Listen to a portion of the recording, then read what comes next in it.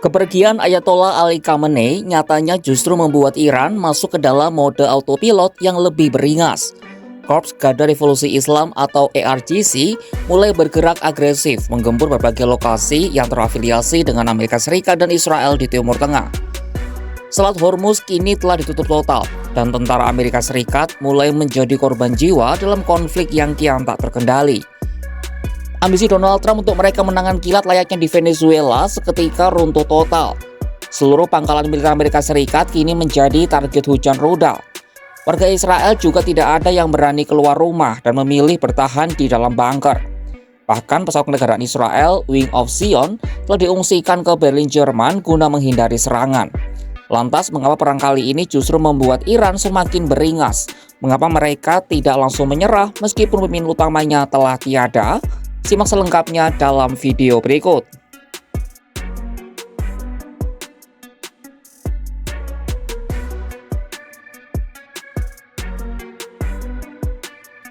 Amerika Serikat kini harus menghadapi kenyataan pahit bahwa Iran bukanlah sebuah piramida tunggal dengan satu orang di puncaknya. Iran adalah negara hierarkis yang saling terhubung dengan pusat-pusat kekuasaan yang saling tumpang tindih. Adapun pusat kekuasaan ini tersebar mulai dari kantor pemimpin tertinggi, Garda Revolusi, pada intelijen hingga penjaga gerbang ulama. Dalam sistem seperti ini, menghilangkan satu simpul, bahkan yang paling simbolis sekalipun, tidak serta-merta meruntuhkan seluruh struktur pemerintahan.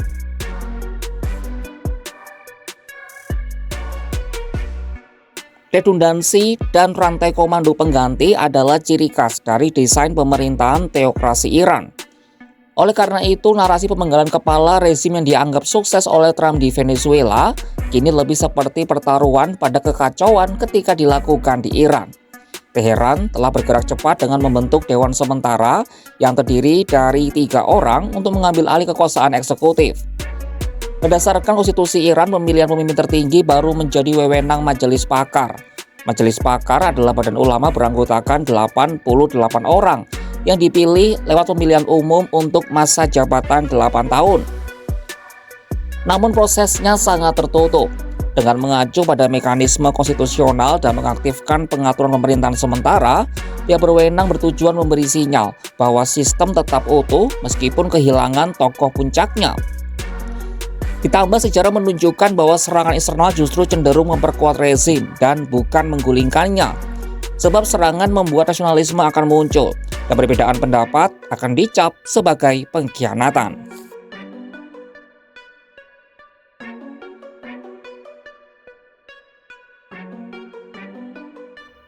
Dari sisi militer, Iran kini menerapkan taktik perang tanpa kepala. Ini merupakan operasionalisasi langsung dari doktrin Mosaic Defense atau pertahanan mosaik.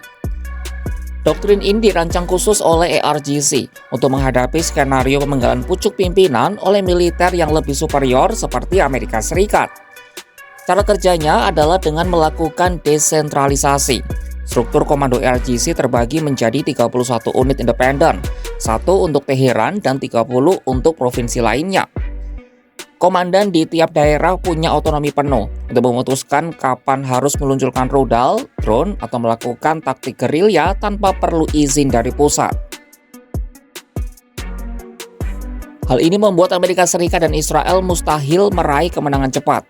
Meskipun markas besar di Teheran telah dihancurkan, 30 pusat komando lainnya yang tersembunyi di balik pegunungan granit tetap aktif dan terus melawan.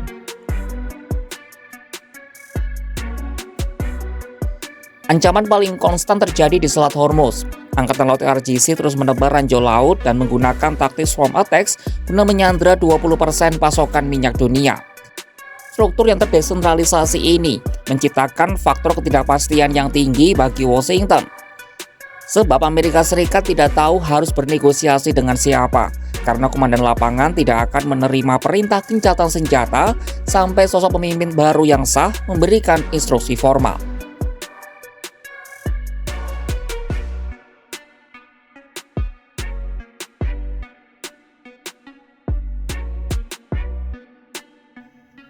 Para petinggi Iran dilaporkan jauh lebih takut menyerah daripada takut berperang.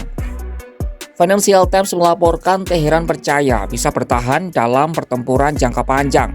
Pejabat senior Iran, Ali Larijani, secara tegas telah menutup pintu negosiasi dengan Amerika Serikat. Ia menuding Donald Trump telah menjerumuskan kawasan ke dalam kekacauan dan hanya mementingkan kekuasaan Israel di atas keselamatan tentara Amerika. Larijani juga menyebut bahwa rakyat Iran hanya sedang membela diri dan tidak melancarkan invasi. Kepada ABC News, Menteri Luar Negeri Iran Abbas Araghchi juga menolak peringatan Trump agar tidak membalas serangan besar-besaran tersebut Minggu 1 Maret 2026.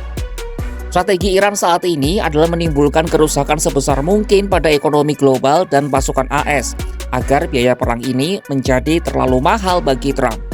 Ditambah kenaikan harga minyak dan bertambahnya korban jiwa di pihak Amerika akan jadi pukulan bagi Trump menjelang pemilihan paruh waktu. Tewasnya Ayatollah Ali Khamenei ternyata tidak membuat Iran berlutut. Kematiannya justru membuka kotak Pandora peperangan asimetris yang sangat sulit dihentikan.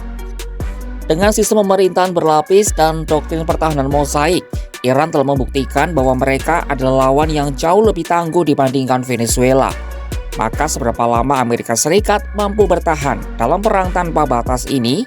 Pantau terus perkembangannya hanya di kanal YouTube Kompas.com.